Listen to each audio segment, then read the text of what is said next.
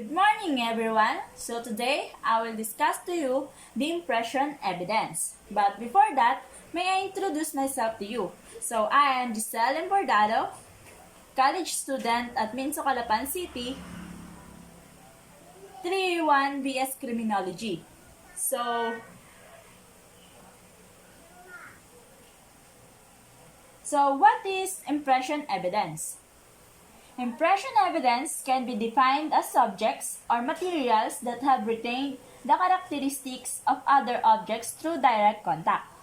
So, impression evidence is created when two objects come in contact with enough force to cause an impression.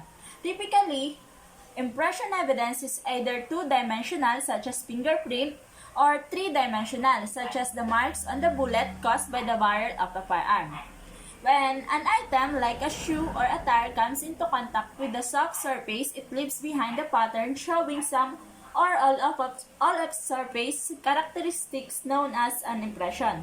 So, next is the examples of impression evidence: the shoe prints, tool marks, tire tracks, bite marks, and the marks on the fired bullet. Next is the shoe prints. Investigators can analyze a shoe print to determine its class or the type and the brand of the shoe. They will also look for the individual characteristics such as wear patterns and specific damages or defects. So, shoe prints. Shoes create impression. And when it comes to the crime scene, it is shoe prints and can be extremely informative to the forensic investigator. The sole of the shoe picks up various kinds of materials as a person walks. So, this is the sample of the shoe prints.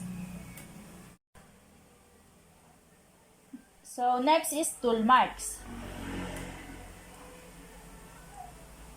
Tool marks. Certain defects or patterns may be left on a tool when it is made or used, which can be used to find matches between evidence at a crime scene and tools or objects found at a suspect home. Tool marks can be impressions or scratches. So, a tool mark is defined as an impression left behind by the contact of a tool or similar object. When the tool or object contacts the surface with sufficient force to create an indentation, the pattern of the tool is permanently reproduced onto that surface. Tool marks examination is an important discipline of criminalistic. A tool mark is any impression, scratch, or abrasion made when the contact occurs between a tool and an object. Tool marks can be linked to tools used at the crime scene and ultimately may be used to help find the suspect who used it. So, this is the sample of tool marks and impression. Next is the tire tracks. So, tire tracks are important in forensic investigation and are usually found in road accident scenes or in the access and escape routes of other crime scenes.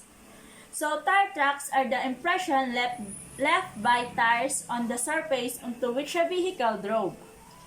But not all tires and all surface will leave the tire tracks. If the surface is soft or semi-soft such as mud, dirt, or snow, the tire will leave an imprint under the weight of the vehicle. If the surface is hard such as road pavement, the tire might still leave a trace. If dirt or dust was present, as with other traces such as fingerprints or shoe prints, the tire tracks are extremely important in forensic investigation.